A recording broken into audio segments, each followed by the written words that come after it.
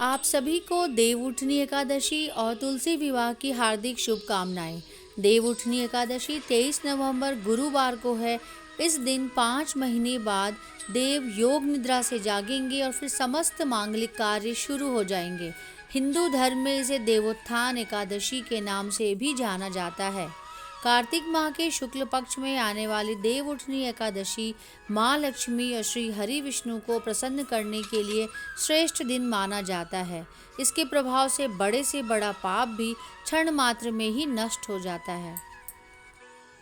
भगवान श्री कृष्ण ने कहा है कि देवउठनी एकादशी की रात्रि जागरण कर पूजा करने से साधक की आने वाली 10 पीढ़ियां विष्णु लोक में स्थान प्राप्त करती हैं और पितृ नरक से मुक्ति पाती है।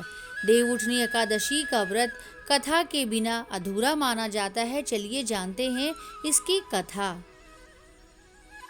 धर्म ग्रंथों के स्वयं श्री कृष्ण ने इसका महात्म्य बताया है।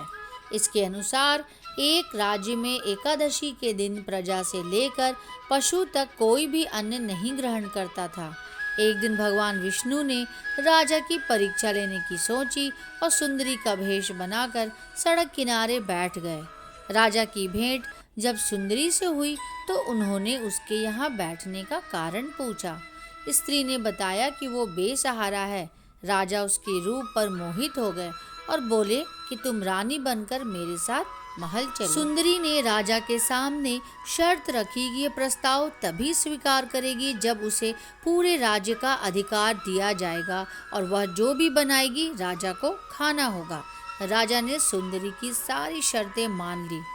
अगले दिन एकादशी पर सुंदरी ने बाजारों में बाकी दिनों की तरह अन्न बेचने का आदेश दिया।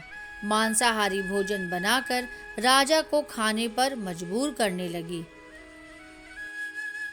तब राजा ने कहा कि आज एकादशी के व्रत में मैं तो सिर्फ फलाहार ग्रहण करता हूँ।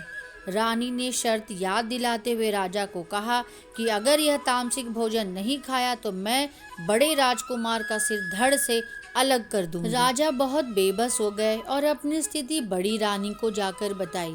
बड़ी महारानी ने राजा से धर्म का पालन करने की बात कही और रानी ने अपने बेटे का सिर काट देने को मंजूर हो गई। राजा हताश थे और सुंदरी की बात न मानने पर राजकुमार का सिर देने को तैयार हो गए।